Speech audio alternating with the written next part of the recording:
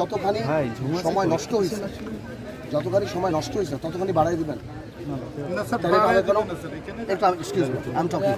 আপনি এখন যে আমার কেন্দ্রে ভোটটা বন্ধ রাখছেন,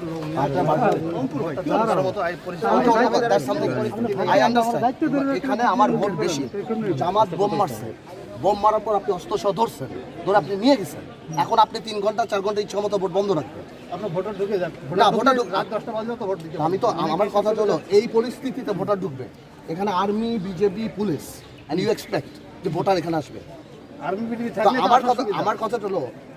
আমার কথা হলো এখানে একটা বোম মারছে, বোম মারার পরে পরিস্থিতিটা এমনি খারাপ।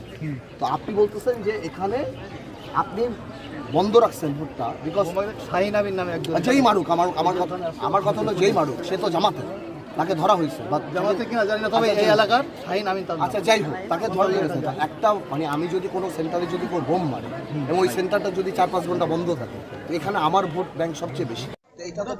আমি কিভাবে ঢুকাবো? আপনি দেখতেছেন এখানে দাঁড়ানো মানুষ মারতেছে, এটা তো আতঙ্ক। Why do you think I'm here? না, আমি এখানে আসছি কেন তাহলে? আপনার এখানে রাত 9টা পর্যন্ত ভোট, আপনার 4টা 4:30টার মধ্যে যদি ভোটার ঢুকে যায়, রাত 1টা বাজলে ওইটা তো নর্মাল নিয়ম, কিন্তু আপনি যে আমার ভোট বন্ধ করলেন, এটার প্রাইসটা কি?